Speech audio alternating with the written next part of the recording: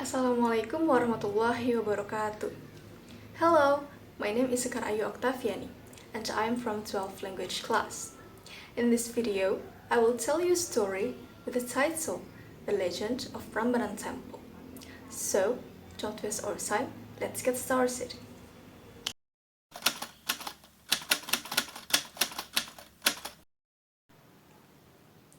The Legend of Prambanan Temple.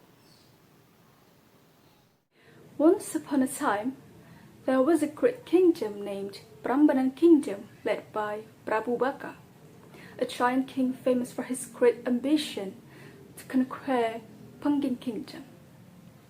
One day, Prabu Baka summoned and commanded Patih Kupala to conquer Pengging Kingdom. I command you and your armies to take Pengging Kingdom.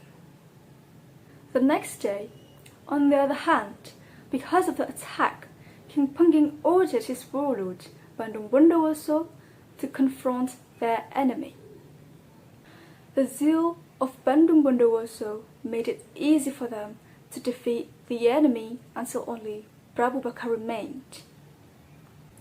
However, Prabu Baka died when trying to cancel Bandung Bondowoso, who at the time used his ultimate weapon.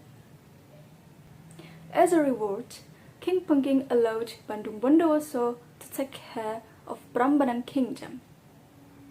Apparently, Prambanan Kingdom had a very beautiful princess named Roro Jonggrang. Bandung Bondowoso summoned Roro Jonggrang to come to him. "What do you want, Bandung Bondowoso?" says Roro Jonggrang curtly. "I want to marry you. Marry me. For sure, your life will be peaceful and secure," says Bandung Bondowoso. Of course, the princess was shocked. As a matter of fact, Roro Jonggrang didn't like Bandung Bondowoso because he was a cruel man.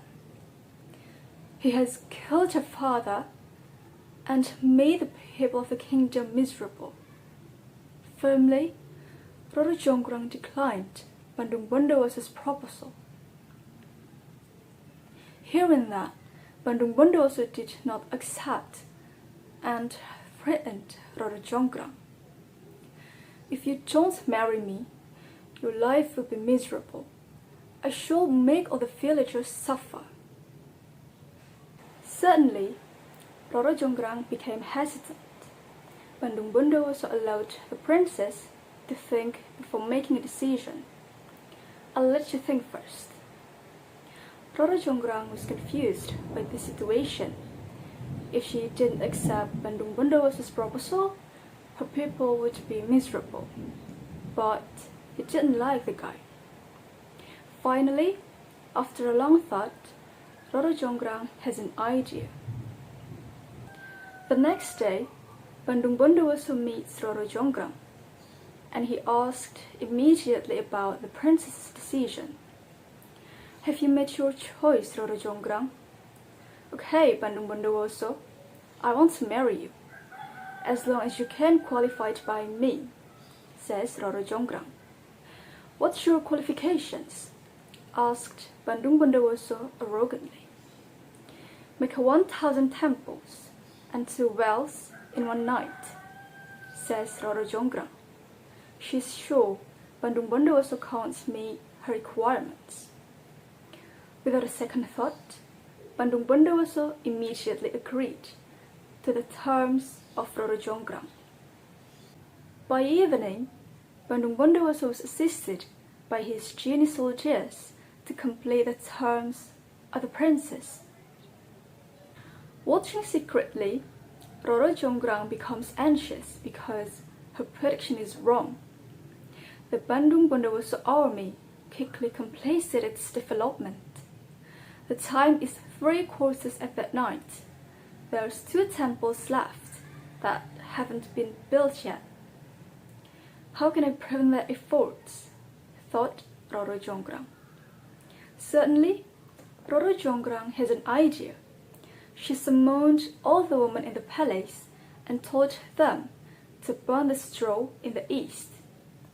Some of them are making sound with mortar and pestle, and also dispersing perfumed blossoms to cause the roosters to rise and crow. All the women in the palace immediately followed through. Sure enough, the roosters rise and begin to crow. Finding the red sky in the east, the dull sound of mortar and pestle, the scent of flowers, and the clucking sound, the Bandung Bondowoso army hurried away because they thought it was morning.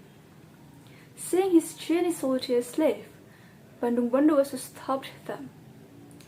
"Hey, soldiers, come back. It's not morning yet. There's one more temple you must build," shouted Bandung Bondowoso. Unfortunately, the Chinese soldiers kept leaving their job.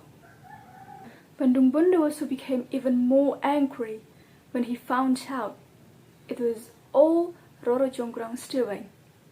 He called to meet Roro Jonggrang and turned it into a temple.